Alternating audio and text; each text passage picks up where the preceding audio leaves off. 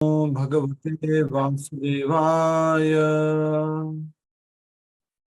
ओम नमो भगवते वासुदेवाय। ओम नमो भगवते वासुदेवाय। मुखं करोति वाचालं पंगुं लंघयते गिरिं यत्कृपातमहं वन्दे श्रीगुरुदीनतारिणं परमानंद माधवं श्रीचैतन्यमीश्वरम्। नारायणं नमस्कृत्यं नरं चैव नरोत्तमं देवीं सरस्वतीं व्यासं ततो जयमुदीरयेत्। नष्टप्रायेषु भद्रेषु नित्यं भागवत सेवया भगवती उत्तमश्लोके भक्तिर्भवति नैष्ठिकी। हरे कृष्ण कृष्ण कृष्ण हरे हरे, हरे राम राम राम हरे हरे। हरे कृष्ण। सभी भक्तों का स्वागत है आज के श्रीमद् भागवतम कथा रूप कार्यक्रम में। और हम नया अध्याय शुरू कर चुके हैं, नया स्कंद शुरू कर चुके हैं।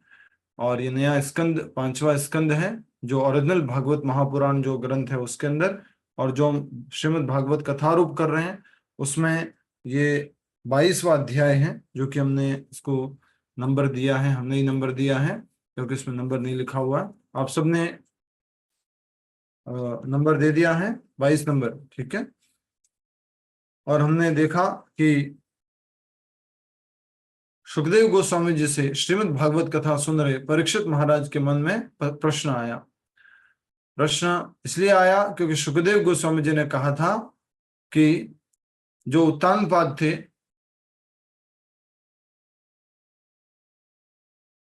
उनके पूरी वंशावली को जानने के बाद अंत में देखा था कि जो राजा प्राचीन बरी, उनके पुत्र प्रचिता और प्रचिताओं के बेटे दक्ष, दक्ष जो हैं वो राज्य नहीं कर रहे थे, वो भी तपस्या के लिए निकल गए थे।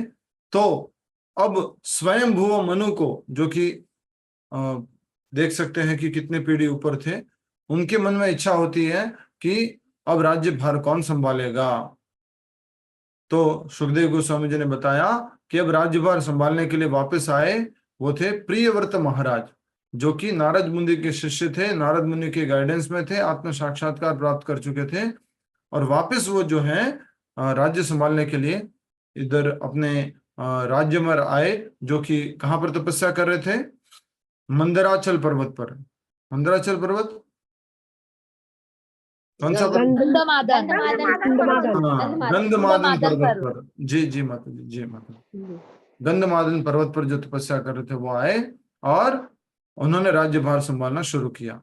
तो जैसे ये सुना तो क्या प्रश्न आया? यस, क्या प्रश्न आया, कौन बताएगा? सुभागा माता जी, क्या प्रश्न आया?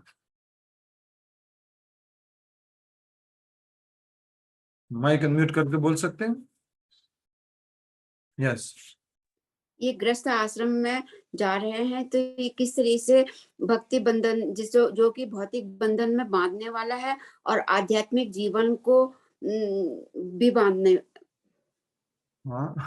में बाधा है। ठीक है, तो उन्होंने आध्यात्मिक बताया जीवन था में बाधा है। यस। ये गृहस्थ आश्रम में क्यों प्रवेश कर रहे राजा प्रियव्रत? वो तो ऑलरेडी ब्रह्मचारी आश्रम थे, वैराग्य में रह रहे थे और नारद मुनि के अंडर में थे, पूरे के पूरे आत्म साक्षात्कार के स्तर को प्राप्त कर चुके थे। तो फिर ये वापस राज्य करने के लिए क्यों आ रहे हैं? और शादी क्यों किया उन्होंने? क्यों राज्यभार संभाला? क्यों परिवार वालों के साथ रहे? तुमने देखा था कि गृहस्थ जीवन के लिए दो बात बोली गई थी, जो भौतिक बंधन का मूल कारण है, और दूसरा कहा गया था जीवन के लक्ष्य में बाधा है। मनुष्य के जीवन के लक्ष्य में बाधा है और भौतिक बंधन का मूल कारण है, जो शुरुआत के पहले पैराग्राफ में ही है। उसके बाद हमने देखा कि सुखदेव गोस्वामी जी ने उत्तर दिया परीक्षित महाराज को। क्या उत्तर दिया? कि राजन, तुम्हारा कथन सत्य है, तुम्हारी बात सत्य है, लेकिन कभी भी भगवान का जो शुद्ध भक्त है, जो भगवान के चरण कमलों का अमृत चख चुका है, कभी भी अपने स्तर से, बोलो इशारा करके, नहीं गिरता है। लेकिन क्या हो जाता है? कभी कभी बाधा आ जाती है, बाधा आ जाती है और उसकी गति अवश्य अवरुद्ध हो सकती है। उसकी गति भले ही कम हो गई हो, ठीक है, नेक्स्ट। इस प्रकार सुखदेव गोस्वामी ने महाराज परीक्षित के दोनों विचारों का अनुमोदन किया। फिर बताया उन्होंने कि भक्ति में बाधा क्यों आती है। भक्ति में बाधा आने का कारण क्या, कितने कारण बताए थे? 2। यस, डॉक्टर रेशमा माता जी, कौन कौन से? प्रभु जी, पहला वैष्णव अपराध और दूसरा अगर भक्त या भगवान की इच्छा ना हो। यस, उनकी तरह सोनी जी क्यों ऐसे उत्तर दे रहे हैं जी? क्या वैष्णव अपराध? सबसे पहला क्या? वैष्णव अपराध। और दूसरा क्या था? भक्त या भगवान की कोई इच्छा। उस कारण से वो जो है भक्ति में आगे नहीं बढ़ पाता है, किसी कारण से वो बढ़ नहीं पाता है। ठीक है, ये हम कल पढ़ चुके थे। और आगे हमने देखा था राजा प्रियव्रत के बारे में कि राजा प्रियव्रत जो है वो तपस्या कर रहे थे। कौन से पर्वत पर थे? गंधमादन पर्वत पर। और वहां पर उनको मनाने के लिए कौन जाता है? उनके पिताजी। उनके पिताजी कौन है? ब्रह्मा जी। स्वयंभू मनु मनु। हाँ, मनु, मनु मनु, मनु मनु मनु। ठीक है, ठीक है, ठीक है, ठीक है। रेखा बिष्ट माता जी, कहाँ ध्यान है? ठीक है, बाकी लोग बंद कर दो प्लीज, धन्यवाद।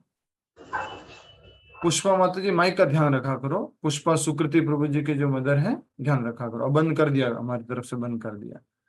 ठीक है, तो हम बात कर रहे थे कि जो राजा प्रियव्रत थे उनके पिताजी का नाम स्वयंभुव मनु था।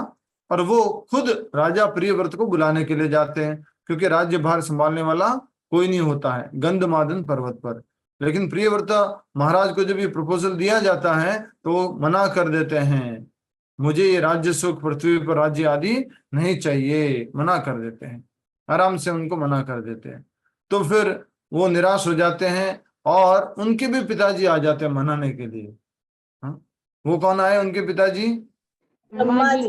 ब्रह्मा जी। हाँ, अनिता टंडन माता जी, कभी भी प्रश्न आ सकता है। हाँ, तो ब्रह्मा जी जो है वो खुद आए। और ब्रह्मा जी जैसे ही वहां पर पहुंचे तो उदाहरण दिया गया, जैसे बहुत सारे तारे होते, बीच में चंद्रमा होता है, वैसे दर्शन दे रहे थे। और वहां पहुंच के ही उन्होंने प्रियव्रत की तरफ देखा और देख करके क्या करने लग गए? मुस्कुराने लग गए। देख, अब मैं आया हूं तुम्हारा दादा आया हूं, तुझे ले जाने के लिए आया हूं। अब तुझे तो शादी करनी पड़ेगी, अब तुझे तो जो है गृह आश्रम में जाना होगा।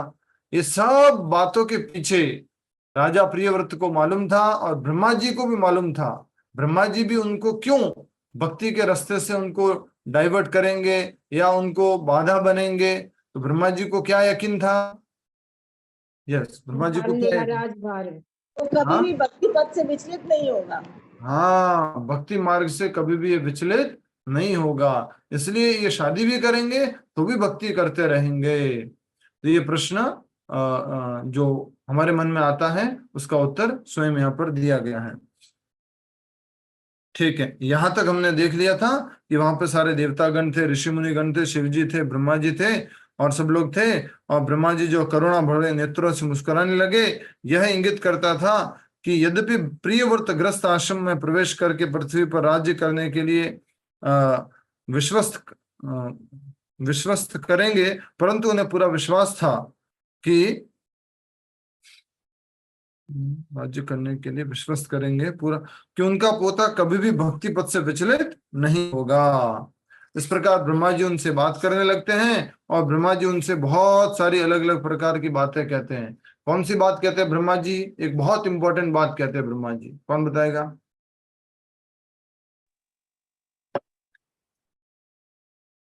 यस, भगवान से द्वेष मत करो। यस, ब्रह्मा जी कहते हैं कि ये भगवान का आदेश है और भगवान के आदेश से द्वेष मत करो, या मुझे भी इस दृष्टि से मत देखो कि मैं तुम्हारा क्या हूं? शत्रु हूं। मुझे क्यों काम करने के लिए बोल रहे हैं? बड़ी मुश्किल से तो कोई वैरागी होता है, कोई सन्यासी होता है, कोई घर बार त्यागता है और इनको लग रहा है कि वापस इनसे शासन करवा जाए। कल मैंने अच्छे से समझाया था इन सब बातों को, अगर आपको याद होगा। हमारे भौतिक जगत में भी बार बार हमारे मन में कई बार प्रश्न आ जाता है, ये प्रभु जी, अच्छा ये तो प्रभु जी इतने वर्षों से मंदिर में थे और ये तो जो गेरुआ वस्त्र पहनते थे ये तो ब्रह्मचारी थे, अच्छा अब शादी कर रहे हैं?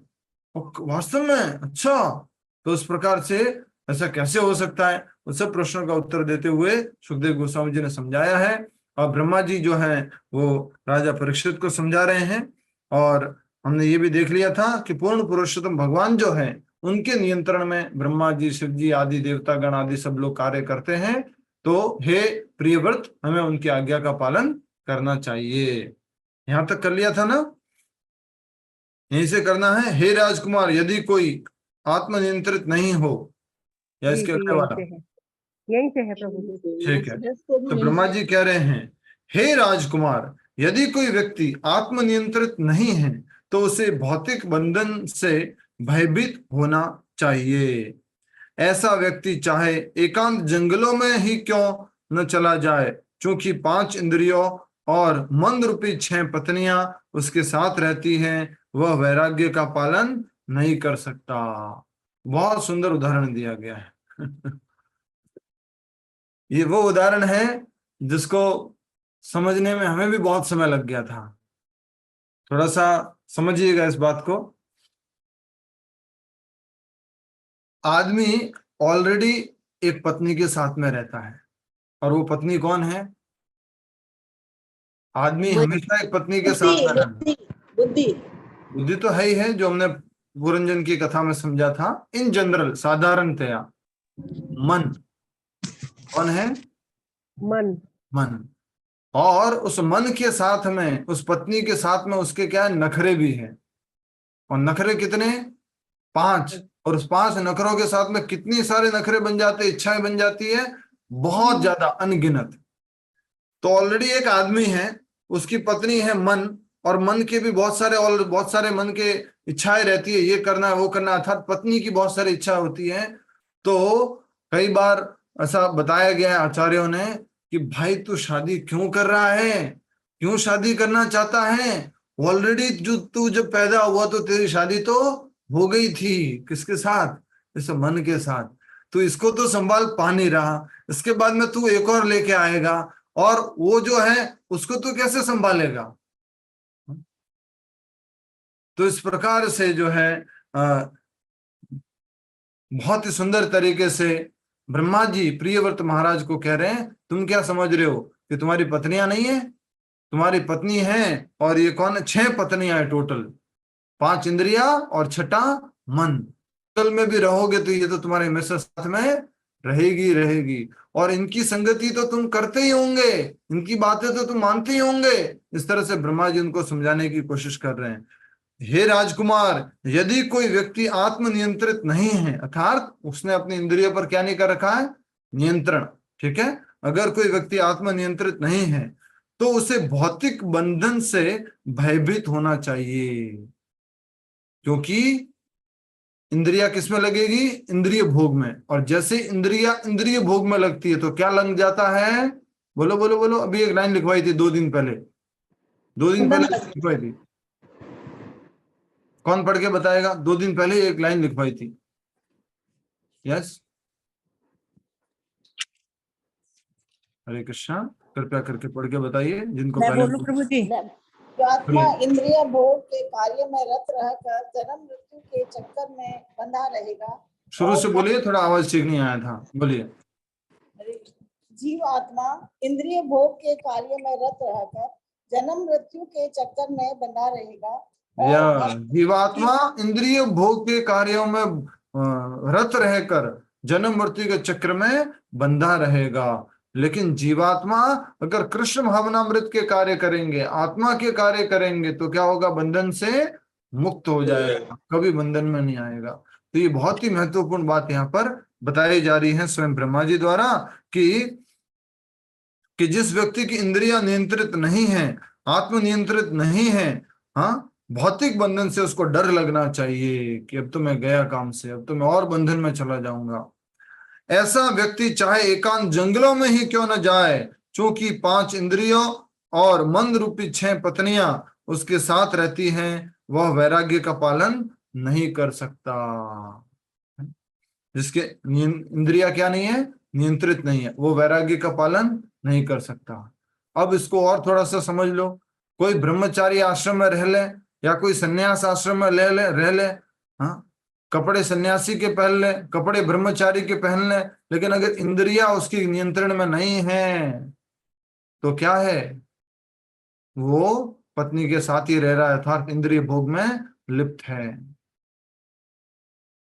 ठीक है। दूसरी ओर इंद्रियों पर नियंत्रण रखने वाले व्यक्ति के लिए गृहस्थ जीवन भी कोई बाधा उत्पन्न नहीं कर सकता। तो भी किसको बोल रहे हैं? प्रियव्रत महाराज, कि महाराज प्रियव्रत जो कि उनके पोते हैं, कि देखो जिसने इंद्रियों पर विजय प्राप्त कर लिया उसके लिए गृहस्थ जीवन बाधा नहीं है। इसलिए वैदिक वर्णाश्रम सिस्टम था। यस स्मिता माता जी, वैदिक वर्णाश्रम सिस्टम क्या था? वैदिक वर्णाश्रम सिस्टम ब्रह्मचर्य, वानप्रस्थ, ये गृहस्थाश्रम, वानप्रस्थ और संन्यासाश्रम। बहुत बढ़िया। तो वैदिक जो हमारा वर्णाश्रम धर्म है उसमें क्या होता है? सबसे पहले ब्रह्मचारी आश्रम। तो यहाँ पर कहा जा रहा है कि अगर कोई व्यक्ति की इंद्रियां नियंत्रित हैं तो उसको गृहस्थ जीवन में भी कोई समस्या नहीं होगी। तो कहने का अर्थ है कि अगर हमारा वर्णाश्रम जो है उसके अनुसार ब्रह्मचारी आश्रम में उसने अच्छे से इंद्रियों को नियंत्रण करने की विधि सीखी है, मन को नियंत्रण करने की विधि सीखी है, तो गृहस्थ जीवन में उसकी कोई तकलीफ नहीं आएगी। ठीक है, नेक्स्ट। हाँ, दूसरी ओर इंद्रियों पर नियंत्रण रखने वाले व्यक्ति के लिए गृहस्थ जीवन भी कोई बाधा उत्पन्न नहीं कर सकता। इतना ही नहीं, जो व्यक्ति गृहस्थ जीवन में रहता हुआ सुव्यवस्थित रूप से अपने मन और इंद्रियों को जीत लेता है, वह उस राजा के समान है जिसने मजबूत किले के रहते हुए अपने शक्तिशाली शत्रुओं को पराजित कर दिया है। गृहस्थ जीवन में रहते हुए जितने भी गृहस्थ वाले हैं ऐसे थोड़ा इशारा कर लो अपनी तरफ। कितना बढ़िया से बताया गया है यहाँ पर, कैसे व्यक्ति मन को नियंत्रित किया हुआ व्यक्ति तो सन्यासी से भी महान है और जो ब्रह्मचारी है उससे भी महान है, अगर उसने अपनी इंद्रियों को नियंत्रित कर रखा है और कृष्ण भावनामृत में युक्त कर रखा है। ठीक है, इस बात को बहुत जरूरी है। मात्र इंद्रिय नियंत्रण जरूरी नहीं है, सबसे जरूरी क्या है? कृष्ण भावनामृत में युक्त होना जरूरी है, लगा हुआ होना, वो बहुत ज्यादा जरूरी है। ठीक है, ये उदाहरण दिया है कि बहुत मजबूत, जिसने मजबूत किले में रहते हुए अपने शक्तिशाली शत्रुओं को पराजित कर दिया है। गृहस्थ आश्रम में अपनी काम वासनाओं को नियंत्रित करने का प्रशिक्षण प्राप्त करके वह बिना किसी खतरे के सर्वमुक्त विचरण कर सकता है। गृहस्थ आश्रम में अपनी काम वासनाओं को नियंत्रित करने का प्रशिक्षण प्राप्त करके वह बिना किसी खतरे के सर्वत्र मुक्त विचरण कर सकता है। इसलिए तुम दृढ़ता पूर्वक अपने मन को भगवान के चरण कमलों पर केंद्रित करो और तो उन्होंने तुम्हारे जीवन में जिन भोगों को नियत किया है उनका भोग करो। कौन बोल रहा है? यस, ब्रह्मा जी बोल रहे हैं। ब्रह्मा जी बोल रहे हैं बाबूजी। यस, ब्रह्मा जी बोल रहे हैं कि हे राजा प्रियव्रत, जिसकी इंद्रियां नियंत्रित है वो एक ब्रह्मचारी या सन्यासी उन्हीं के बराबर है और वो कभी भी अपने भक्ति में विचलित नहीं होगा। इसलिए अपने मन को भगवान के चरण कमलों पर केंद्रित करो और तुम्हारे जीवन में जो जो भोग भगवान ने कर्मों के अनुसार दिए हैं उनका भोग करो। ठीक है, माइक बंद कर दीजिए माता जी, खोलने के बाद बंद भी करना है। यस, धन्यवाद। ठीक है, तो ये बहुत ही सुंदर बात कही गई है। एक प्रकार से ब्रह्मा जी ने क्या कह दिया, बेटा अब तुम क्या करो, शादी करो। हमारी तो इंद्रिय नियंत्रित है, तुम तो जितेंद्रिय हो, तुम कहाँ विचलित होंगे। भगवान ने तुम्हारे जीवन में जो भोग लिखा है उसको भोग करो और बस तुम आगे बढ़ते जाओ। ठीक है, यहां तक किसी का कोई प्रश्न है तो पूछ लो, फिर हम आगे बढ़ेंगे, क्योंकि ये बहुत ही इंपॉर्टेंट है। गृहस्थ जीवन में रहते हुए भक्ति कैसे करना है और क्या भक्ति का अभ्यास किया जा सकता है, कि हम तो श्रेष्ठ नहीं हैं, जो सन्यासी है, जो ब्रह्मचारी है, वो लोग ही श्रेष्ठ हैं। कोई प्रश्न?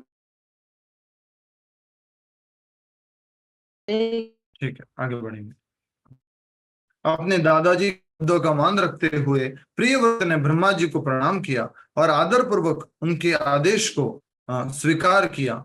उस समय न तो नारद मुनि खिन्न हुए कि अपने एक शिष्य को खो बैठे हैं, और न ही प्रियव्रत खिन्न हुए कि उनका ब्रह्मचर्य खंडित हो गया है।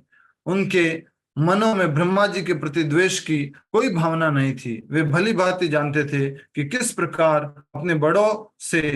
अपने से बड़ों का सम्मान किया जाता है। तो यहाँ पर एक बहुत ही ज्यादा प्रैक्टिकल बात यहाँ समझने की आ गई है। कभी कभी बड़े लोग कुछ काम करने के लिए हमें मना करते हैं, और कुछ काम करने के लिए हमें फोर्स करते हैं। कुछ काम करने के लिए क्या करते हैं? मना करते हैं बड़े लोग, अपने से बड़े जो भी हैं। और हम किसी के बड़े हो गए तो बच्चों के हम बड़े हो गए, बच्चों को हम कभी कभी क्या कहते हैं, बेटा ये काम मत करो, और कभी उनको फोर्स करते हैं, बेटा ये काम करो। इसमें हमारा ही है, बच्चों का भलाई है। जो बड़े लोग अगर कुछ समझा रहे हैं तो हमारा इसमें भला है। तो अब इसको ऐसे स्वीकार नहीं किया, क्या कर रहा हूं, जब देखो तो फोर्स करते रहते हो। ऐसे थोड़ा ना होता, हमारी भी कोई इच्छा होती है। मेरे को ब्रह्मचारी रहना, आप रहने क्यों नहीं दे रहे हो? जरूरी है कि शादी करना? आगे फोर्स करने के लिए, पापा से नहीं हुआ तो दादाजी आ गए, ठीक है अब कर लेंगे शादी, देख लेना कर लेंगे। ऐसे नहीं किया उन्होंने। कैसे किया? आदर पूर्वक उनकी बात को रखा, सम्मान पूर्वक रखा, और उनके आदेश को स्वीकार किया। बहुत सुंदर बात कही। अपने दादाजी के शब्दों का मान रखते हुए प्रियव्रत ने ब्रह्मा जी को प्रणाम किया और आदर पूर्वक उनके आदेश को स्वीकार कर लिया। उस समय न तो नारद मुनि खिन्न हुए, नारद मुनि भी खिन्न नहीं हुए। देखो मेरा शिष्य कम कर दिया, ब्रह्मचारी था, बढ़िया सन्यासी था, वैरागी था, अब लेके जा रहे हो, शादी करवा रहे हो, ये कोई बात होती है क्या? होंगे मेरे पिताजी, आप होंगे इस ब्रह्मांड के अथॉरिटी, आप ऐसे थोड़ा ना कि ऐसे लेके चले जाओगे। वो भी खिन्न नहीं हुए। तो सबका कारण है कि सबको मालूम था कि प्रियव्रत जो थे वो हमेशा अपनी इंद्रियों में नियंत्रित रहेंगे, और हर आश्रम में बहुत ही विशेष रूप से अपने इंद्रियों को नियंत्रित करते हुए भक्ति का अभ्यास करेंगे। तो यहाँ पर दर्शन दिख रहे हैं, इसमें सारे देवी देवता वगैरह भी हैं, और ब्रह्मा जी जो हैं राजा प्रियव्रत को शिक्षा दे रहे हैं। और प्रियव्रत देख सकते हैं अभी सन्यासी के वेश में। इसमें से प्रियव्रत कौन सा है, कौन बताएगा? प्रभु जी वो ब्लू में है, वो ब्लू में है कपड़े वो। में जो। मैंने अभी भी बोला प्रियव्रत सन्यासी है, फिर भी बोल रहे हो कि ब्लू में है। अच्छा नारद जी के पास है। नारद जी के पास। बीच और में ये ब्लू में है वो मनु है, या वो मनु है। बस बस, हाँ ये स्वयंभू मनु है, जो मुकुट और पूरा अलग अलग प्रकार के आभूषण धारण किए हुए हैं। स्वयंभू मनु है जो ब्लू में है। और जो नारद मुनि के पास में वो है स्वयं राजकुमार प्रियव्रत, और उनको ब्रह्मा जी समझा रहे। बात हुई तो उनके आदेश को नारद मुनि ने भी स्वीकार कर लिया, प्रियव्रत ने भी स्वीकार कर लिया, और बिना किसी मन में स्वयंभू मनु के प्रति उन्होंने कुछ अपने दादाजी के प्रति किसी भी प्रकार का नाराजगी प्रकट नहीं किया, खिन्न नहीं हुए, और ये नहीं सोचा इतना बड़ा तपस्वी था, मैं ब्रह्मचारी था, मेरे से शादी करवा रहे हैं, कैसे लोग हैं ये नहीं सोचा उन्होंने। और फिर कहा जा रहा है कि उनके मनों में ब्रह्मा जी के प्रति द्वेष की कोई भावना नहीं थी। वे भली भांति जानते थे कि किस प्रकार अपने बड़ों का सम्मान किया जाता है। सोचो ये कल्चर था। अगर ये बचपन से ऐसी कहानियां सुनते आ रहे हैं बच्चे लोग, तो डिफिकल्ट होगा कभी बड़ों की बात मानना? नहीं, आसान हो जाएगा समझ। अभी तो बहुत डिफिकल्ट हो रखा है, कुछ बड़ा तो तो छोड़िए। फिर अभी क्या करे प्रभु जी? अभी डिफिकल्ट है तो अभी क्या करे? कुछ तो रास्ता। हाँ रास्ता है ना माता जी। अब डिफिकल्ट है, बहुत डिफिकल्ट है बच्चों को किसी भी प्रकार से अपनी बात को माना। और ये बात परम सत्य है कि कोई भी माता पिता अपने बच्चों का बुरा नहीं चाहते। कल भी हमने बताया था कि कोई भी माता पिता अपने बच्चों का बुरा नहीं चाहते हैं। अभी प्रेम पूर्वक उनको हम कृष्ण भावनामृत में जोड़ने की कोशिश करें। वो कैसे, हमें नहीं बताना उनको। या तो बहुत ज्यादा अगर हमारी और साथ में ईगो प्रॉब्लम आती है, वो बिल्कुल नहीं सुनते हैं, गलती से खाने के लिए टेबल पे आ गए तो ठीक है, नहीं तो वो अपना खाना भी करते हैं, वो भी कुछ बाहर से खाने वाला आता है उसमें अपना जीवन निकाल रहे हैं। तो आपको किसी थर्ड व्यक्ति को, अर्थात किसी प्रभु जी को जो युवाओं का प्रोग्राम चलाते हैं, फ्रेंड ऑफ लॉर्ड कृष्णा या इस्कॉन का जो प्रोग्राम है हमारा युवाओं के लिए, उसमें उनको जोड़ने का प्रयास करना है और उनको नहीं बताना देखो मैंने तुम्हारा नंबर दिया है प्रभु जी को, वो तुमसे बात करेंगे, ये वगैरह कुछ नहीं। डायरेक्टली उनको धीरे धीरे प्रचार करने के लिए दीजिए। और बहुत ज्यादा अगर गुस्से वाले नहीं है, थोड़ी बहुत बात मानते हैं, तो उनको बस उत्सवों पर ले जाना शुरू कर दीजिए, फेस्टिवल पर ले जाना शुरू कीजिए और धीरे धीरे धीरे फिर वहां पर किसी प्रभु जी वहां पर जोड़ दीजिए।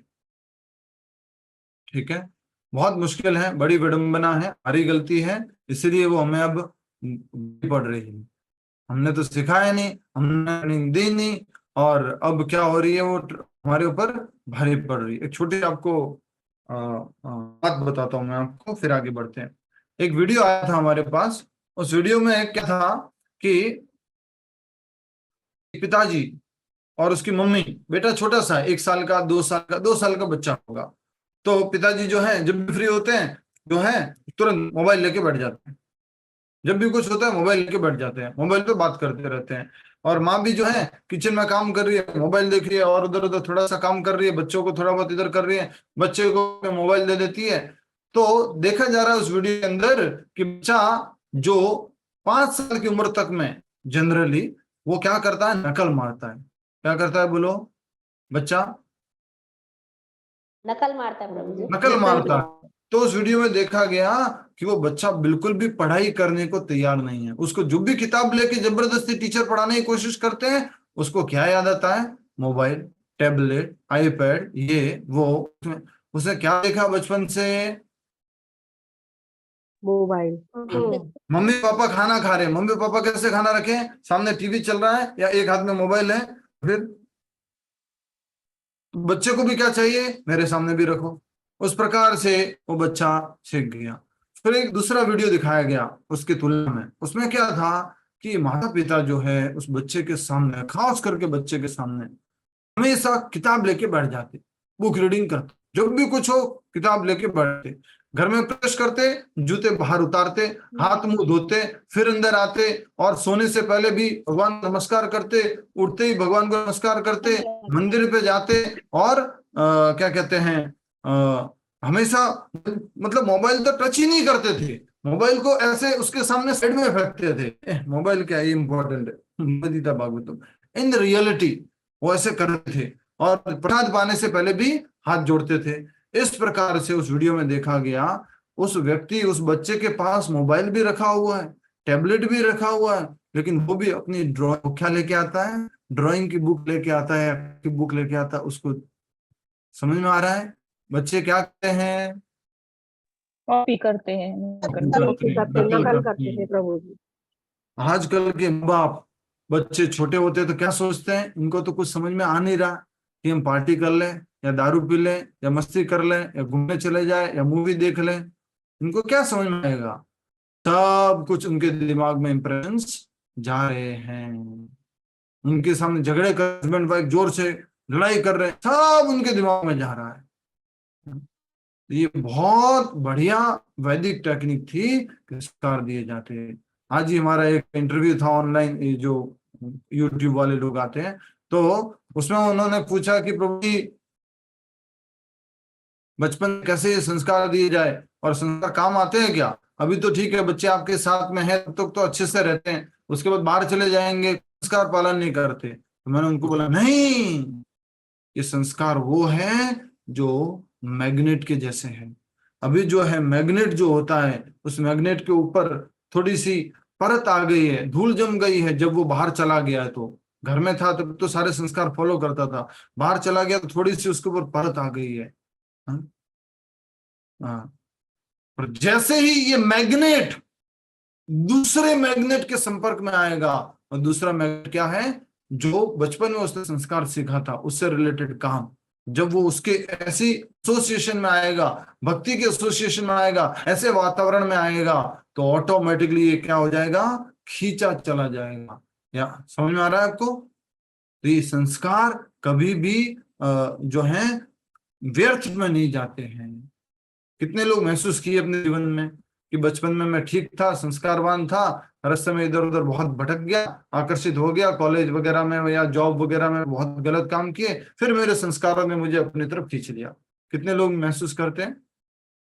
1 2 3 4 5 6 7 8 9। यस, तो ये बहुत ही इंपॉर्टेंट बात है कि ये संस्कार कभी भी व्यर्थ नहीं जाते हैं। तो ये बात हमने बताई आपको। हाँ, अब आगे बढ़ रहे हैं हम कि नेक्स्ट पैराग्राफ। अपने पुत्र के बड़े निर्णय को देखकर स्वयं वो मनु ने अत्यंत कृतज्ञतापूर्वक ब्रह्मा जी की स्तुति की और ब्रह्मा जी अपने धाम सत्यलोक को लौट गए। ब्रह्मा जी को उन्होंने क्या बोला? बहुत बहुत धन्यवाद पिताजी, बड़ा धन्यवाद प्रकट किया क्योंकि आप अपने सत्यलोक से आए। सत्यलोक जो टॉप मोस्ट लोक है ब्रह्मांड के अंदर, वहां से आप आए और प्रियव्रत को समझाया। बहुत बहुत धन्यवाद। नेक्स्ट, अंततः नारद मुनि की अनुमति से स्वयंभू मनु ने प्रियव्रत को पृथ्वी का राज्यभार सौंप दिया। प्रियव्रत ने राजा बना दिया, सॉरी, स्वयंभू मनु ने राजा बना दिया। किसको? प्रियव्रत को। ठीक है। इस प्रकार भौतिक जीवन के अत्यंत भयावह विष से मुक्त होकर महाराज मनु महाराज ने प्रसन्नता पूर्वक वन में प्रवेश किया। कितनी अलग अलग तरह की कहानियां है ना। एक थे शांतनु, उनको एक नई पत्नी से शादी करना था। उधर बेटे ने क्या किया था? मैं शादी नहीं करूंगा, आप ऐसा करो उससे शादी कर लो जो आपको पसंद है। बेटा पिताजी के लिए बोल रहा है कि चलो आप शादी कर लो, मैं व्यवस्था करता हूँ आपकी। यहाँ पर क्या हो रहा है कि इनको वन में जाना है, इनको राज्यभार किसी को सौंपना है, मनु महाराज को। तो बेटा कहाँ पर गया हुआ? संन्यास आश्रम पर। तू घर आ जा, तू शादी कर ले, तो राज्यभार संभाल रहे। बड़े बड़े लोग आकर के समझा रहे हैं। जनरली किसके लिए समझाना पड़ता है? कि छोड़ो इस घर बार को, हाँ, इस मोह को छोड़ो और भगवान की भक्ति में लग जाओ, उसके लिए समझाना पड़ता है। पर यहाँ पे तो उल्टा हो रहा है। वो वन में गया हुआ है, तू घर आ, तू जो है शादी कर, राज्यभार संभाल। इस प्रकार से मनु महाराज कहाँ चले गए? वन में चले गए। तो कई बार इस्कॉन में ये सारे केस देखने को मिलते हैं। माता पिता लोग आते हैं जबरदस्ती मंदिर में और कई बार उनको बोलते हैं, खींच के लेके जाते, चल तू घर चल। क्या करेगा इधर? वंश कौन आगे बढ़ाएगा? कोई नहीं है तुम्हारे अलावा, हमारा वंश कैसे आगे बढ़ेगा? वंश का उत्तरदायित्व निभाना है, चलो। नारद मुनि के जैसे शिष्य को स्वयंभू मनु और ब्रह्मा जी लेके गए, ऐसे प्रभुपाद जी के शिष्य को भी कई बार लेके चले जाते हैं माता पिता। ठीक है। बहुत बहुत कठोर शब्द लिखा है यहाँ पर कि इस प्रकार भौतिक जीवन के अत्यंत भयावह विष से मुक्त होकर। भयावह विष क्या है? कौन बताएगा? भौतिक जीवन के भयावह विष से मुक्त होकर। मोह माया। कौन बोला इतना बढ़िया शॉर्ट शब्द में? मोह माया। यस, कौन बताएगा?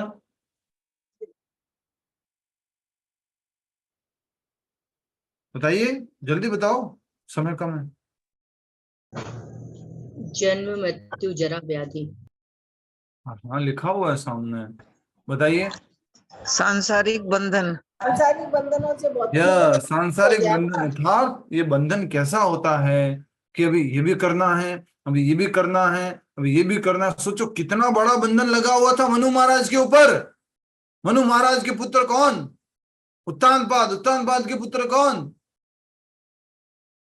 बोलो। ध्रुव। उसके पुत्र, उसके पुत्र, उसके पुत्र, उसके पुत्र, सारा राज्य भर संभालना। आगे कोई राजा करने वाला नहीं है। अब मैं क्या करूं? मैं तो वन में जा ही नहीं सकता। अब तक वो इंतजार कर रहे हैं, अब जो है वो कार्यभार सौंप के आगे बढ़ रहे हैं। ये कैसा है? एक गहरे कुएं जैसा है। प्रभु जी, अभी तो मेरे खुद के बच्चे हैं, छोटे बच्चे हैं, थोड़ा सा अच्छे से अभ्यास कर लेता हूँ, ये कर लेता हूँ, उसके बाद फिर थोड़े बच्चे बड़े हो जाते हैं, उनकी शादी करा लेता हूँ, बच्चे बड़े हो गए, फिर उनके बच्चे हो गए। प्रभु जी, अब तो पोतों को भी पाल लेता हूँ, उनको भी थोड़ा ध्यान रख लेता हूँ। ऐसे करते करते इसमें फंसते जाते। इसलिए यहाँ पर कहा गया अत्यंत भयावह विष से मुक्त होकर महाराज मनु ने प्रसन्नता पूर्वक वन में प्रवेश किया।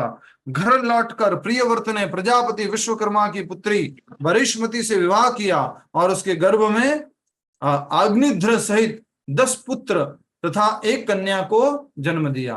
तो एक लिख लीजिए पेपर के ऊपर, प्रियव्रत एक तरफ लिखिए बरिष्मति, और बरिष्मति के कितने पुत्र हुए? 10 पुत्र उसमें कीजिए। और कितनी पुत्रियां हुई? बरिष्मति से 10 पुत्र और एक कन्या हुई, ठीक है। इनमें से 3 पुत्रों को बचपन से ही परमहंस संत बनने का प्रशिक्षण दिया गया, इसलिए उन्होंने कभी विवाह नहीं किया। महाराज प्रियव्रत ने बचपन से उनको सिखा दिया था। तो 10 में से अग्निध्र को मिला के 10 थे, तो उसमें से 3 जो है वो क्या बन गए? परमहंस संत या ब्रह्मचारी बन गए। एक अन्य पत्नी से, अब प्रियव्रत की दूसरी पत्नी है, एक अन्य पत्नी से प्रियव्रत ने उत्तम, तामस और रेवक नामक 3 पुत्रों को जन्म दिया, जो आगे चलकर मनु बने। सोचिए किनको जन्म दिया महाराज प्रियव्रत ने? मनु, जो मनु बनेंगे आगे जाके, एक एक मनवंतर संभालेंगे। इतने बड़े बड़े जो जीवात्माओं को उन्होंने शरीर प्रदान किया। माइक बंद कीजिए प्लीज मंजू माता जी। जी, प्रियव्रत ने 10 करोड़ वर्षों तक पृथ्वी पर राज्य किया और उनकी अतुलनीय शक्ति के प्रभाव से कभी किसी शत्रु ने उन्हें चुनौती देने का साहस नहीं किया। प्रियव्रत महाराज बहुत शक्तिशाली थे। कितने वर्षों तक राज किया? तो कह रहे हैं 10 करोड़ वर्षों तक। कहाँ तो तपस्या करके आराम से अपना उधर नारद मुनि के स्टूडेंट बने हुए थे, यहाँ शादी हुई, राज्य भार संभालना पड़ा। एक पत्नी, दूसरी पत्नी, एक पत्नी से 10 पुत्र और एक कन्या, दूसरी पत्नी से 3 पुत्र, और 10 करोड़ वर्षों तक उन्होंने राज्य किया। और कह रहे हैं कि वो बहुत शक्तिशाली थे, तो कोई भी शत्रु में साहस तक नहीं हुआ प्रियव्रत महाराज को चुनौती देने का। वे अपनी पत्नी बरिष्मति से अत्यधिक स्नेह रखते थे और इस प्रकार दिन प्रतिदिन उसके प्रति उनका प्रेम बढ़ता गया। अपने स्त्रियोचित व्यवहार जैसे पहनावे, चाल चलन, मुस्कान, हंसी मजाक और देखने इत्यादि से रानी ने महाराज प्रियव्रत की शक्ति में अत्यधिक वर्धन किया, जिससे राजा अपने राजसी उत्तरदायित्वों का ध्यानपूर्वक निर्वाह कर सके। तो यहाँ पर देख सकते हैं कि उनकी पत्नी कैसी थी? सपोर्ट करने वाली, डिस्ट्रैक्ट करने वाली नहीं थी कि अच्छा अभी आप राज्य करने जा रहे हो, अच्छा अभी आप मुझे समय नहीं दोगे, बहुत समय हो गया ना, आप हमें कहीं घुमाने नहीं लेके गए हो। वो कैसी पत्नी थी? उनको सपोर्ट करने वाली थी, मदद करने वाली थी कि आप अपने उत्तरदायित्वों को अच्छे से निभाओ। किस किस के कारण बोला उन्होंने? अपने पहनावे से, अपने व्यवहार से, चाल चलन से, मुस्कान से, हंसी मजाक से और देखने इत्यादि के उनके अलग अलग तौर तरीकों से प्रियव्रत की शक्ति में वर्धन किया। तो ये बहुत ही सुंदर उदाहरण है कि एक व्यक्ति जो कृष्ण भावनामृत में लगा हुआ है, जो पति जो कृष्ण भावनामृत में लगा हुआ है, पत्नी को उस कृष्ण भावना भावित व्यक्ति की सेवा करनी चाहिए। वो सेवा करने से पति जो है वो और अधिक भगवान की अच्छे से सेवा करता रहता है। तो बहुत ही सुंदर उदाहरण है, इसको हमें समझने का प्रयास करना है। इसमें हम शिष्य और गुरु के रूप में भी समझ सकते हैं। गुरु जो भगवान की सेवा में लगे हुए हैं, उन गुरु को हमें क्या करनी चाहिए? मदद करनी चाहिए। उनकी हमें स्ट्रेंथ बनना चाहिए, ना कि वीकनेस बनना चाहिए। उनकी कमजोरी नहीं बनना चाहिए, उनकी हमें शक्ति बनना चाहिए। भौतिक दुनिया में भी ये उदाहरण काम आता है कि भौतिक बिजनेसवादी व्यक्ति है जो व्यापार करना चाहता है, उस व्यापार करने वाले व्यक्ति के बीच में बाधा नहीं बनना चाहिए पत्नी को। वो व्यापार करने जा रहा है, बढ़िया से एक अच्छी डील, एक अच्छा प्रपोजल आया है, उसको साइन करने के लिए जा रहा है। पत्नी बोल रही है, देखिए ना बहुत दिन हो गए जी, नया रेस्टोरेंट खुला है, वहां तो हम गए नहीं है और आप तो कभी ले जाते ही नहीं हो मुझे। पति बोल रहा है, अभी तो लास्ट वीक गए थे। नहीं, आप तो कभी ले जाते ही नहीं हो मुझे। ऐसे करते करते क्या होता है, पत्नी की बात मान ली और पति जो है वो 10 जो भी उसकी डील थी, बड़ी सी डील थी, उसमें आगे वो नहीं बढ़ पाया। हर क्षेत्र में पत्नी को अपने पति का सपोर्ट करना है, उसी प्रकार से शिष्य को गुरु का सहयोग करना है, सपोर्ट करना है। ठीक है। इस प्रकार महाराज प्रियव्रत अपनी पत्नी से अत्यधिक अनुरक्त होकर एक सामान्य व्यक्ति जैसा व्यवहार करने लगे। एक समय महाराज प्रियव्रत सूर्य द्वारा सुमेरु पर्वत की प्रदक्षिणा को देखकर थोड़े असंतुष्ट हो गए। अब यहां से थोड़ी सी कहानी बदल रही है। जो छोटी सी कहानी है राजा प्रियव्रत की शक्ति के बारे में, समझ में आ गया ना पूरी कहानी? प्रियव्रत महाराज की कहानी समझ गए ना? प्रियव्रत महाराज पहले क्या थे? बहुत बड़े ग्रस्त व्यक्ति थे और उनकी बहुत सारी पत्नियां थी, राइट? रुको रुको रुको रुको रुको नहीं प्रभु जी, प्रभु ब्रह्मचारी रुको, आशा माता जी बताएंगे। प्रियव्रत महाराज पहले शादीशुदा थे, उनकी बहुत सारी पत्नियां थी, बाद में सन्यासी बन गए, राइट? बताओ, उत्तर दो, माइक अनम्यूट करके। पहले वो सन्यासी थे, ब्रह्मचारी थे, बाद उनकी शादी हो गई और इनकी एक पत्नी से 10 पुत्र और एक पुत्री ठीक हुई। बात, ठीक बात, ठीक बात, बहुत अच्छे से बता रहे हैं आप। तो इस प्रकार जो है ये महाराज प्रियव्रत अपने पिताजी का, अपने दादाजी का आदेश का अच्छे से पालन किए। और लिखा हुआ था, उनके दादाजी बोल के गए थे, क्या बोल गए थे? तुम्हारे जीवन में जिन भोगों को नियत किया गया है उनका भोग करो। पत्नी है, बच्चे हैं, राज्य है, तुम्हारे को जो नियत भोग दिया गया है उसको तुम भोग करो और कृष्ण भावनामृत का पालन करते रहो। अब आ रहा है, एक समय महाराज प्रियव्रत सूर्य द्वारा सुमेरु पर्वत की प्रदक्षिणा को देखकर थोड़ा असंतुष्ट हो गए। 6 महीने सूर्य उत्तर दिशा में भ्रमण करता है और जिससे दक्षिण दिशा में प्रकाश कम होता है। तो ज्यादा समझ में नहीं आए तो सिंपल समझिए कि 6 महीने का समझाए, 1 दिन का समझाते हैं हम आपको, ठीक है? 1 दिन का समझाते हैं। 1 दिन में क्या होता है? 1 दिन में 12 घंटे दिन रहता है और 12 घंटे रात सी रहती है, अंधेरा सा रहता है। समझा रहे आपको थोड़ा समझाने के हिसाब से। तो ये क्या है? क्यों नहीं सब जगह प्रकाश रहता?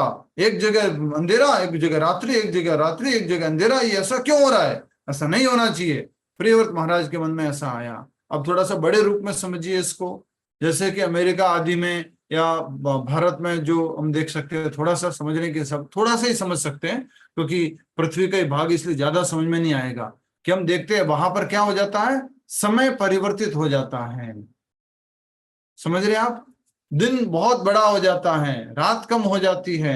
इस प्रकार से ये परिवर्तन आते हैं। बड़ा परिवर्तन नहीं समझ सकते, बट यहाँ जो सुमेरु पर्वत की बात की गई है उसको समझिए। 6 महीने सूर्य उत्तर दिशा में भ्रमण करता है और जिससे दक्षिण दिशा में प्रकाश कम हो जाता है। उत्तर दिशा में रहा तो दक्षिण दिशा में प्रकाश कम हो गया, और दक्षिण दिशा में रहा तो उत्तर दिशा में कम हो गया। इस पर विचार करते हुए राजा ने निर्णय लिया कि वे ब्रह्मांड के उन भागों को भी प्रकाशित करेंगे जहां अभी रात थी। समझ रहे हैं? अब जहां पर भी रात है उनको वो स्वयं प्रकाशमान करेंगे। उस उद्देश्य की पूर्ति के लिए वे अपने दैदीप्यमान रथ पर सवार होकर सूर्य देव के पीछे पीछे चलने लगे। इतनी अद्भुत शक्ति उन्हें भगवान की पूजा अर्चना के प्रभाव से प्राप्त हुई थी। इतना ताकत कहां से आ गया कि सूर्य के पीछे भागने लग गए? सूर्य की कितनी गर्मी होगी, कितना तेज होगा, और सूर्य के पीछे अपना रथ चला रहे हैं। ये रियल घटना है, थोड़ा इमेजिन करने में मुश्किल होगा। सूर्य के पीछे राजा प्रियव्रत भाग रहे हैं। हाँ, समझिएगा। इस उद्देश्य की पूर्ति के लिए वे अपने दैदीप्यमान रथ पर सवार होकर सूर्य देव के पीछे पीछे चलने लगे। ये देख सकते हैं आप, दर्शन कर सकते हैं, सूर्य के पीछे चल रहे हैं अपने। उनका भी रथ बहुत जो है प्रज्वलित करने वाला था, प्रकाश देने वाला था। सूर्य के पीछे ये जा रहे हैं। अब क्या हुआ जब सूर्य के पीछे भाग रहे थे, तो यहां देखेंगे। हाँ, जब महाराज प्रियव्रत का रथ सूर्य के पीछे चल रहा था तो उनके पहियों की चाप से 7 समुद्रों का निर्माण हुआ। कहीं कहीं क्या हुआ, पहियों से गड्ढे बन गए। तो किसमें बदल गए? 7 समुद्रों में, 7 द्वीपों में, जिन्होंने संपूर्ण भूमंडल को 7 महाद्वीपों में विभाजित कर दिया। तो यह थोड़ा सा मैं अपने आप को करेक्ट करूंगा। 7 उनके पहिए को चलने से क्या बन गए? बड़े बड़े समुद्र। अब 7 समुद्र बन गए तो समुद्र के बीच में जो खाली जगह होगी उसको क्या बोलेंगे? द्वीप। महाद्वीप। तो द्वीप और बड़ा है तो महाद्वीप। तो ये 7 महाद्वीप में विभाजित कर दिया पूरे भूमंडल को, संपूर्ण भूमंडल को। महाराज प्रियव्रत ने अपने 7 पुत्रों को इन 7 द्वीपों का राजा बनाया। 7 पुत्र ही बचे थे क्या? हाँ, 7 पुत्र ही बचे थे। 3 कहाँ चले गए थे? परमहंस बन गए थे, ब्रह्मचारी बन गए थे। और दूसरी पत्नी से 3 हुए थे, वो मनु बन आगे मनु बने थे। ठीक है, तो 7 पुत्रों को 7 द्वीपों का राजा बनाया और अपनी पुत्री ऊर्जस्वती का विवाह शुक्राचार्य से किया। देखिए कितने बड़े पोजीशन पर थे ये प्रियव्रत। किससे शादी हुई है? शुक्राचार्य से, देवताओं के गुरुजी, जिनका नाम शुक्राचार्य, देवताओं के गुरुजी। दैत्यों के गुरु जी थे। हाँ, वही देख रहा हूँ, सब लोग बोल रहे हैं हाँ देवताओं के गुरु, दैत्यों के गुरुजी, राक्षसों के गुरुजी। ठीक है, जिन्होंने उसके गर्भ में देवयानी को जन्म दिया। अब एक तरफ समझ लीजिए, महाराज प्रियव्रत की बेटी कौन? ऊर्जस्वती। ऊर्जस्वती का विवाह किससे हुआ?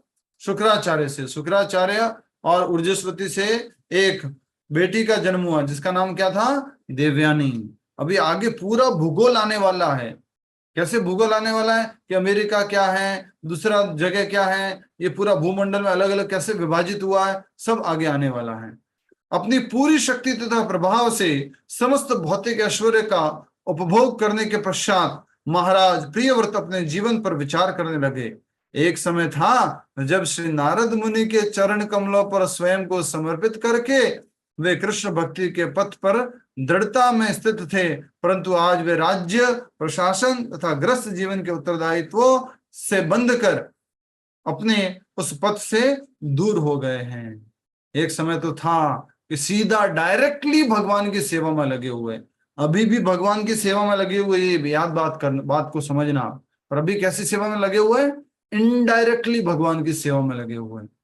ये बात को समझना बहुत आवश्यक है। तो प्रियव्रत महाराज सोच रहे हैं, एक समय था जब नारद मुनि के चरण कमलों पर स्वयं को समर्पित करके, अपने आप को डेडिकेट करके नारद मुनि के साथ में था और भगवान की भक्ति में लगा हुआ था। लेकिन अब तो क्या हो गया है? राज्य, प्रशासन, ग्रस्त जीवन के उत्तरदायित्व से बंध कर अपने उस पद से दूर हो गया हूं। अभी भी काम किसका कर रहा है? भगवान का ही कर रहे हैं। पूरे जीवन भर भी कैसे रहे? कृष्ण भावना भावित रहे। नेक्स्ट, इन विचारों ने राजा के मन को उद्विग्न कर दिया और वे स्वयं अपनी भर्त्सना करने लगे। ऐसे विचार सोच करके वो क्या करने लगे? अपनी भर्त्सना करने लगे। कई बार होता है मंदिर में भी, प्रभु जी क्या है हमारा क्या है? सेवा तो आप लोग करते हो, हमारा क्या? हमने तो कुछ सेवा नहीं की। हम क्या करते हैं? हम बस आपको डोनेशन देते हैं या बाहर से कोई भक्त आता है उसको मिला देते हैं। सेवा तो आप कर रहे हो ठाकुर जी की, हमारे को तो मौका ही नहीं मिलता है। वो होती है सेवा, ये थोड़ी ना सेवा होती है।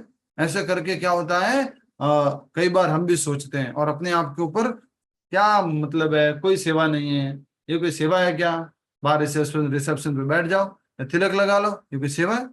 ये कौन सी भगवान की सेवा होगी? भगवान की सेवा तो देखो, वो अभिषेक कर रहे हैं, वो उनकी आरती कर रहे हैं, वो सेवा है। तो कई बार हमारे जीवन में भी ऐसा हो जाता है और हम अपने जीवन में क्या करते हैं? स्वयं की भर्त्सना करने लगते हैं। हाय, इस इंद्र तृप्ति के जीवन में डूबकर मैं कितना गिर गया हूं, परंतु अब बहुत हो चुका। मैं अपनी पत्नी के हाथों में नाचने वाला बंदर बन चुका हूं, लेकिन अब मैं यहाँ और अधिक नहीं रहूंगा। प्रियव्रत महाराज कह रहे हैं, मैं तो जोरू का गुलाम बन गया हूँ, पत्नी के हाथ में बंदर बन गया हूँ, पत्नी जैसे नचा रही है वैसे नाच रहा हूँ, अब मैं और नहीं रहूंगा। क्या प्रियव्रत महाराज सेवा में नहीं थे? सेवा में थे। फिर भी उनको क्या लग रहा है कि अब मैं वो सेवा में चला जाऊं जो सीधी की सीधी सेवा थी और हर समय भगवान की भक्ति करने का सीधा मौका मिल रहा था। भगवान की कृपा से महाराज प्रियव्रत की विवेक बुद्धि लौट आई। अपनी संपत्ति को अपने पुत्रों में बांटकर उन्होंने अपनी सुंदर पत्नी तथा भव्य राज्य का परित्याग कर दिया। शुद्ध हुए हृदय के साथ उन्होंने पुनः कृष्ण भावना के उस मार्ग को अपना लिया जिस पर एक समय वे नारद मुनि की कृपा से चल रहे थे। अपनी संपत्ति को भी पुत्रों में बांट दिया और अपने भव्य राज्य आदि का भी परित्याग कर लिया और वहां से वो आगे बढ़ गए, अर्थात कृष्ण भावनामृत में वो लग गए। तो बहुत ही महत्वपूर्ण यहाँ पर संदेश मिल रहा है हम सब लोगों को। बहुत ही इंपॉर्टेंट बात है जो हमें समझनी है कि कभी भी चाबियों को, कुर्सियों को पकड़ के मत बैठो। समझ में आ रही है? यहाँ पे कोई सासू माँ बैठी है वो भी सुन लो, और जो पिताजी दादाजी बैठे वो भी सुन लो। एक समय पे क्या करना है, अपने आप को उत्तरदायित्व से मुक्त करना है। Retirement, restart Krishna consciousness. Retirement क्या है? Restart of Krishna consciousness. Retirement is restart of Krishna consciousness. भौतिक दुनिया से रिटायरमेंट, आध्यात्मिक दुनिया में क्या करना है? रिक्रूटमेंट। नौकरी लगनी होती है ना, भौतिक दुनिया के कार्यों में रिटायरमेंट और आध्यात्मिक दुनिया के कार्यों में रिक्रूटमेंट। जॉब लग गई हमारी उसमें, अब हम भक्ति करने लगे। और तो ये बहुत ही सुंदर हम समझ पा रहे हैं कि उन्होंने पूर्ण कृष्ण भावना में उस मार्ग को अपना लिया जिस पर एक समय नारद मुनि की कृपा से चल रहे थे। तो एक बार देखो, इधर देखो, मेरी तरफ देखो, हम सबका जीवन ऐसे होना चाहिए। शुरुआत में हम पैदा होते हैं तो कैसे होते हैं? शुद्ध होते हैं। फिर क्या होता है? जिंदगी में अलग अलग अलग अलग अलग तरफ भटक जाते हैं, बहुत सारी चीजों को इकट्ठा कर लेते हैं, पत्नी, परिवार, बिजनेस, व्यापार, ये वो। मृत्यु आते जब फिर वापस कैसे हो जाते हैं? वैसे ही अकेले हो जाते हैं, कुछ नहीं हमारे साथ में रहता, मृत्यु होते सब छोड़ के जाना पड़ता है। तो यहाँ पर भी हमें ये समझने की बात है कि हमें कृष्ण भावनामृत में रहना है। जीवन में ऊपर नीचे कुछ वैसे ऐसे ग्राफ हो सकता है, बाधाएं आ सकती हैं, वैष्णव अपराध होने के कारण कुछ प्रॉब्लम हो सकती है, लेकिन समहाउ और अदर कृष्ण भावनामृत में वापस आ जाना है। इसलिए रूप गोस्वामी जी कहते हैं, ये न के न प्रकारेण मनः कृष्ण निवेशया। किसी भी प्रकार से अपने मन को कृष्ण में निवेश कर दो। ये न के न प्रकारेण मनः कृष्ण निवेशया। समझ में आ रहा है? बहुत इंपॉर्टेंट टीचिंग है। तो ये राजा प्रियव्रत की कहानी पूरी हुई, और आज आगे जाके महाराज प्रियव्रत के जो बेटे थे अग्निध्र, उनकी कहानी आएगी। और बहुत ही सुंदर ये भी कहानी है, समझने का है। कोई प्रश्न वगैरह हो तो अवश्य पूछिएगा, क्योंकि बहुत इंपॉर्टेंट टॉपिक हमने पढ़ा है। और आज की प्रभु कथा जी एक प्रश्न है जिसमें वंशानुक्रम का बोलते हैं ना, क्या? लेकिन वंशानुक्रम, वंशावली ना बढ़ाने के लिए कि हाँ। हमें ग्रस्त में आना है, लेकिन मैंने ये देखा है कि वंशानुक्रम पता ही नहीं है, 4 पीढ़ी 5 पीढ़ी गुजर गए, उसके बाद तो कुछ पता ही नहीं चलता किसके वंशज है। तो मतलब आजकल तो खैर मतलब ऐसे तो नहीं बोल सकते कि किसके वंशज है। पुराने लोगों के बारे में तो मालूम ही है, लेकिन नए लोग आते हैं, वो किसके क्या बन रहे हैं वो हमें मालूम नहीं है। हमारा बेटा किससे शादी कर लिया, बेटे का बेटा किससे शादी कर लिया, वंश के जो गुण थे वो खत्म हो गए, इसलिए धीरे धीरे वर्ण संकर हो जाते हैं संतानें। ठीक है, और कोई प्रश्न? प्रभु जी इसमें 3 बेटे उनके आगे चल के मनु बने, हाँ, इसका क्या मतलब है? जैसे स्वयंभू मनु थे ना, बहुत बड़े जिम्मेदारी के स्थान पर थे।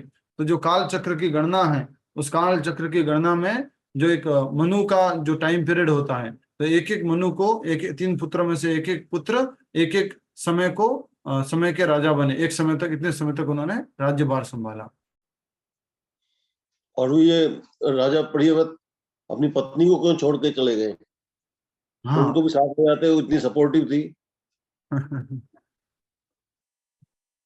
और उनको लग रहा था कि मैं अपनी पत्नी के हाथ में बंदर बन चुका हूं, अब मैं वो जो जैसे कह रही है वैसे मैं कर रहा हूं। तो इसलिए उन्होंने सोचा कि अब तो मैं जैसे अकेले था वैसे अकेले हो जाता हूं। जो कितने वर्ष पहले था? 10 करोड़ वर्ष पहले। सोचो क्या जीवन काल था राजा प्रियव्रत का, 10 करोड़ वर्ष। तो वो वापिस नारद मुनि के द्वारा बताई गई भक्ति का अभ्यास करने लग गए, कृष्ण भावनामृत में लग गए। प्रभु जी तो क्या एवरेज एज क्या होती थी प्रभु जी? हाँ विनेश जी बोलिए। हाँ, एवरेज एज क्या होती थी उस जमाने में? आपने कहा कि 10,000 साल तक उन्होंने राज्य किया।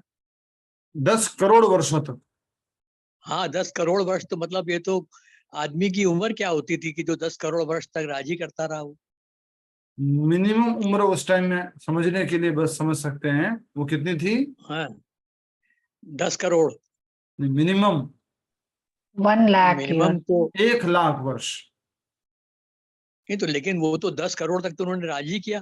तो क्योंकि ये कौन थे? स्वयं भुव मनु के पुत्र थे, और मनु के पुत्र होने के कारण उनको अधिक समय तक राज्य करना था। मनु का जो कार्यकाल है वो बहुत बड़ा होता है, एक मनु का नहीं, कार्यकाल। लेकिन मतलब एक ऑर्डिनरी एवरेज किंग है या मतलब कोई देवता है या क्या है, मतलब कुछ तो समझ में आए बात। हाँ, उसको इस तरह से समझिए कि उस समय जो भी उनके साथ वगैरह रहे, चाहे वो उनकी पत्नी थी या उनके बच्चे वगैरह थे, उनकी भी उसी तरह की उम्र थी। तो उस तरह की उम्र उस समय हुआ करती थी। 10 करोड़ तो इमेजिन करना ही असंभव सी बात लगती है। बिल्कुल ठीक बात है, लेकिन 10 हम लोग इमेजिन नहीं कर सकते हैं। कुछ समय बाद हमारे जो पड़ पोते होंगे ना, वो भी इमेजिन नहीं कर पाएंगे, हमारे पड़ नहीं पोते। 10 करोड़ तो कोई भी सवाल ही नहीं पैदा होता। मतलब अब तो 100 वर्ष आप अमूमन बिल्कुल ठीक मैक्सिमम बात है, मान लीजिए, बिल्कुल वो ठीक भी बात। नहीं। वही कह रहा हूं मैं कि हम आज से 5 पीढ़ियों बाद, 10 पीढ़ियों बाद कोई भी बिलीव नहीं कर पाएगा कि आदमी जो है वो बिना फोन के रहता था, बिना मोबाइल के रहता था, और मोबाइल में भी नॉर्मल इस प्रकार का मोबाइल यूज करता था। या ये बिलीव नहीं कर पाएगा कि एक आदमी की उम्र उस टाइम में लगभग 80 वर्ष जीता था, 90 वर्ष जीता था, ये वो भी बिलीव नहीं कर पाए।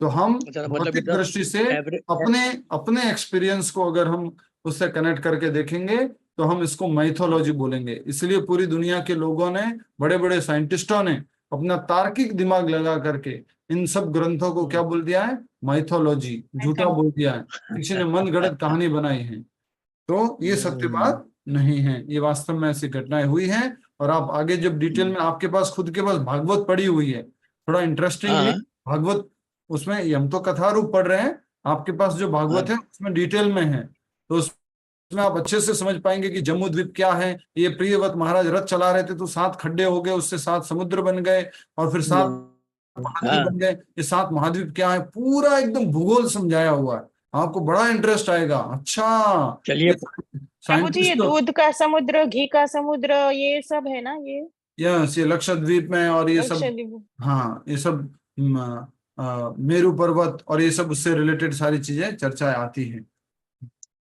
प्रभु जी, हरे तीन कृष्णा। तीन मनु किधर रहे थे फिर? हाँ, हरे कृष्ण प्रभु जी, 3 मनु थे ना, फिर किधर रहे थे? किधर रहे थे अभी हम आगे पढ़ेंगे तो इनका नाम भी आएगा, इसलिए इंतजार कीजिए। ठीक है, अभी हम माला जप करते हैं, माला जप करेंगे, फिर कोई प्रश्न हो तो हम ले सकते हैं, तो पूछिएगा। Yes, practical point 1 by 1। हाँ बताइए। हरे कृष्ण प्रभु जी। यस माता, जोर से बोलिए।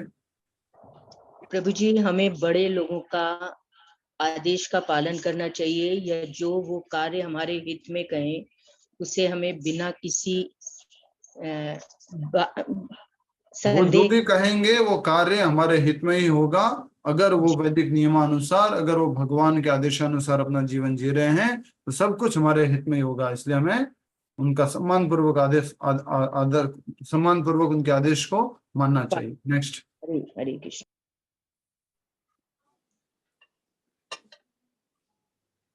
हरे कृष्णा प्रभु जी। हरे कृष्णा। भौतिक जिम्मेदारियों को पूरा करते करते अपने भगवान के लक्ष्य को नहीं भूलना चाहिए। एक टाइम के बाद हमें सब चीजों से छोड़ के भगवान की तरफ पूरा सरेंडर कर देना चाहिए। हरे कृष्ण। भौतिक जिम्मेदारियों को, भौतिक जिम्मेदारियों को करते करते भगवान के साथ अपने संबंध को नहीं भूलना चाहिए, और एक टाइम अपने के बाद संबंध को नहीं भूलना चाहिए, बहुत इंपॉर्टेंट है, अपने संबंध को नहीं भूलना चाहिए, वेरी वेरी इंपॉर्टेंट। भगवान ने भगवत गीता में भी बोला है, तस्मात् सर्वेषु कालेषु माम अनुस्मर युद्धस्य, हमेशा मेरा स्मरण करो और अपना कर्तव्य युद्ध करते रहो। Yes, next. प्रभु जी, हर कार्य भगवान की ही इच्छा समझकर, उनका ही ध्यान करके करना चाहिए। हर कार्य को भगवान की इच्छा और उनका आदेश समझकर ही करना चाहिए, भगवान जो का कृष्ण ध्यान। भावनामृत में अनुकूल है, प्रतिकूल नहीं, अनुकूल। हाँ, अभी मुझे सोना है, मंगला आरती में नहीं जाना है, नाम जप नहीं करना है, भगवान का ही आदेश है। नहीं। ठीक है, और कोई? तो प्रभु जी, ये अपना ही आदेश होता है। ये अपना ही आदेश होता है। हमारे जो पत्नी बैठी है ना अंदर ये वाली, उसका आदेश होता है अभी तो सो आराम से, मेरे साथ समय बिता। कोई व्यक्ति कहीं भी चला जाए, जिसकी आत्मा नियंत्रित नहीं है, वो उसको कभी भी वैराग्य नहीं मिल सकता है। क्या बोला माता जी, वापस बोलिए। जिसकी आत्मा नियंत्रित नहीं है, वो कहीं भी आत्मा चला कैसे जाए, नियंत्रित होती है? वो भगवान की भावना से, आत्मा नियंत्रित हो जाती है। भगवान की उसमें रहेंगे तो ठीक आत्मा है, नियंत्रित। पहले तो सब कुछ बोलिए, पूरा बोलिए, एक बार पूरा सुन लेते हैं, आपका भाव समझ जाएंगे। जिसकी आत्मा नियंत्रित नहीं है, वो कहीं भी चला जाए, उसको वैराग्य नहीं मिल सकता है। हाँ, जिसने अपनी इंद्रियों पर नियंत्रित नहीं किया है, वो कहीं पर भी चला जाए, वो वैराग्य को नहीं प्राप्त हो नहीं सकता। पाता। ठीक है, और कोई? हरे कृष्ण हमें प्रभु जी। यस, कुसुम सरोवर माता जी बोलिए। अगर पति जो है वो कृष्ण भावनामृत में लगे हुए हैं, तो हमें तो पत्नी को चाहिए कि उनकी पूरी भक्ति में उनके बहुत सहायक सुंदर, बने। बहुत सुंदर। पति या पत्नी एक दूसरे को पूरा सहयोग करना है, उनका सपोर्ट बनना है, न कि बाधा बनना है, न कि डिस्ट्रैक्शन बनना है। Yes, next. हमें अपने बड़ों की बात को सुनना चाहिए प्रभु हमें जी, अपने और बड़ों ये की बात को आदर पूर्वक वो सुनना चाहिए। हमारे हित के लिए ही कुछ कहते हमारे हैं। हित के लिए ही कुछ कह रहे हैं। यस, और कोई? ठीक है, हो गया। कृष्ण प्रभु जी, हाँ जी, बोलिए माता जी। हमारा मन कितना भी हमको परेशान करे या इधर उधर जाने की कोशिश करे, उसको फिर से पकड़ के लाके हमको महामंत्र का जाप करना चाहिए, जिससे यस हमारी भक्ति में आगे प्रगति हो। जी, तो मन जो है हमारा जप करते समय भी बहुत विचलित होता है, मन इधर उधर भागता है, हमें वापस इनको लेके आना है। ठीक है, और हम सब लोगों के लिए, जो उम्र वाले लोग हैं उनके लिए खास करके, एक टाइम में रिटायरमेंट ले लेना है और अपने आप को रीस्टार्ट करना है। 16 माला जप करना, भगवत गीता पढ़ना है, भागवत पढ़ना है, उस सब में पूरी तरह से लग जाना है। 16 माला करना मतलब करना है। जब सब लोग सो रहे हैं, आप उठ जाओ। हमें अपने बारे में याद है, अपने घर के बारे में याद है, हमारी दादी सबसे पहले उठती थी, सबसे पहले उठ करके नहा धो के अपना पूजा भक्ति सब कुछ चालू कर देते थे। आज भी उनके द्वारा दी गई शिक्षा याद है, और क्या कहते हैं कि बहुत प्रिय थे हमें हमारी दादी जी, और अच्छे से वो भक्ति का अभ्यास करते थे सुबह सुबह उठ करके 3 बजे, 3:30 बजे। कोई नहीं उठा हुआ होता था, सबसे पहले उठ करके नहा धो के अपना सब कुछ, सर्दियां है गर्मियां है कुछ भी है, जो भी करना खुद से ही करते थे। तो उसी प्रकार हमें भी अपने भक्ति में अडिग होना है। शरीर उम्र वाला हो गया है तो भी हमें 16 माला करना है। हरे कृष्ण प्रभु जी, आप प्रभु वाटेरा में विक्रम प्रभु को जानते हैं ना? हाँ, उनकी जो दादी है ना, वो पूरे दिन में 64 माला करती है, 64। यस यस यस, तो 64 वो माला कहते हैं कि लोगों से इधर उधर की बातें करने से अच्छा है कि मैं माला ही करूं। माला सिर्फ वो माला ही करते हैं। हरे कृष्णा, हरे कृष्णा। ठीक है, और कोई प्रश्न नहीं है और कुछ पॉइंट्स नहीं है, तो यहीं पर हम समाप्त करें। सभी का बहुत बहुत प्रभु जी, धन्यवाद। ये शुक्राचार्य की बेटी है जो देवयानी, इसका नाम बताया उसने, तो वो तो यही है ना जो अपनी दूसरी अपनी सहेली के मतलब उसके हस्बैंड से उसकी शादी हुई थी, शर्मिष्ठा नाम था जिसका। आगे आएगा, शर्मिष्ठा और देवयानी की कहानी आएगी। अच्छा जी। तो इस प्रकार से ये आज की कथा को हम विराम देते हैं। आप सभी को पुनः नव वर्ष की हार्दिक शुभकामनाएं। अब